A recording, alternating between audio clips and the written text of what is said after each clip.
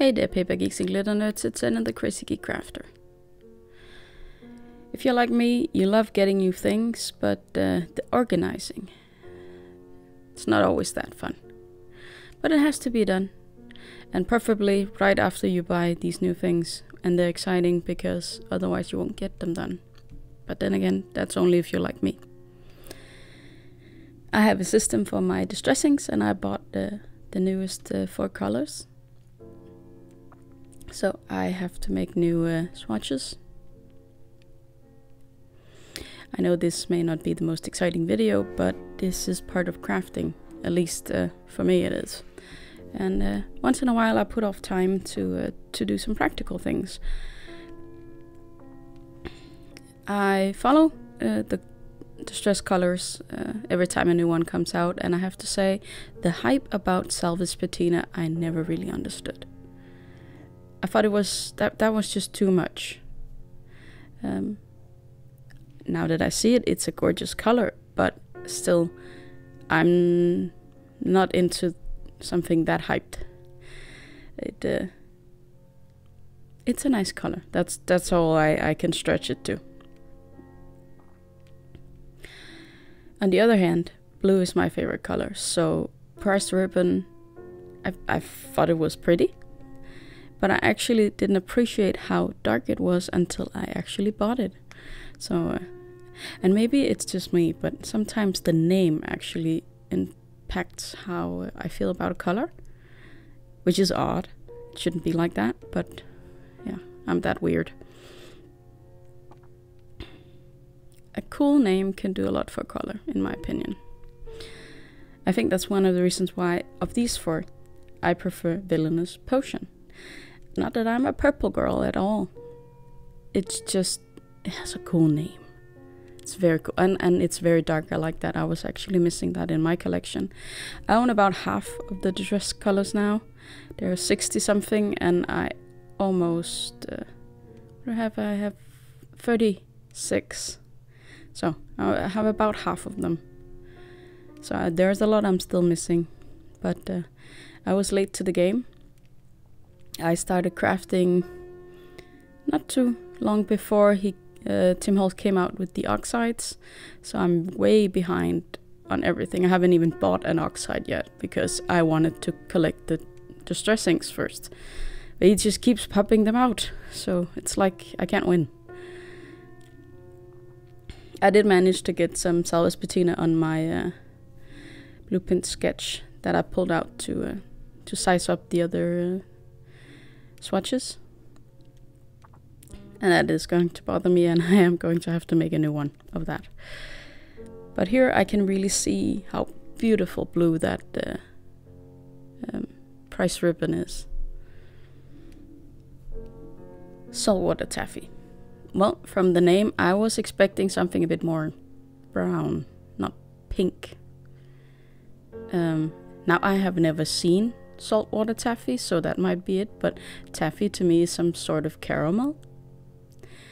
At least that's my understanding of what the word implies. So it was a bit odd to me that this was a pinkish color, maybe with a tiny bit of peach in it. It's pretty, I won't deny it, but I still don't understand the name.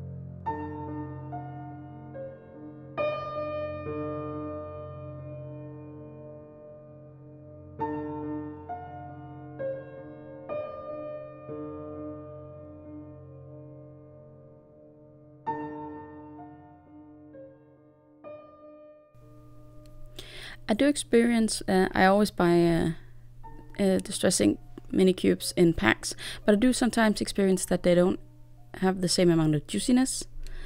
Now, maybe it's because my blueprint sketch isn't as juicy as the price ribbon, but it seems a lot paler in comparison. And this is where I really noticed the difference when I made this one, because it was obvious they were a lot more different than I thought.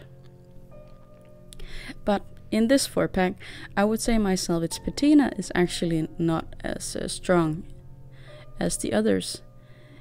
Especially the Villianous Potion and the price ribbon were very juicy to work with, whereas the Salvaged Patina seemed to be a bit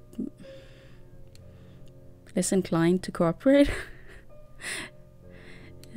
I did get color on there, but I'm unsure if it's maybe a bit dry compared to the others. Of all my Distress Inks, I would say my Evergreen Bow is the one that leaks the most. And I do mean leak. I had quite a few green splotches in my drawer before I figured out that was the culprit. But back to the drawer. I keep them in rows of 4, and now I have to figure out how to fit in these 4 new colors. And I will rearrange my swatches to match with how things are placed in my drawer. It may seem a bit silly, I could just do them alphabetical, but I actually like to have the rainbow order in my drawer when it comes to the colors, because I often just open the drawer and don't take the swatches and then look at the lids, even though they are sometimes a bit misrepresentative of the actual color.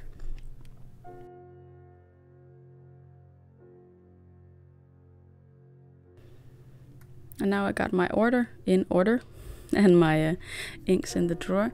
I just need to make sure that on the side of my inks I also have my tiny sponge daubers, and the 4 new colors will need their own daubers. So I take out 4. And then I write the initials of the colors and tape that to each of the daubers so I can see the difference. Because it's not always easy to guess which one was used with which color. It may seem like a bit overkill to have one for each, but I really like this system.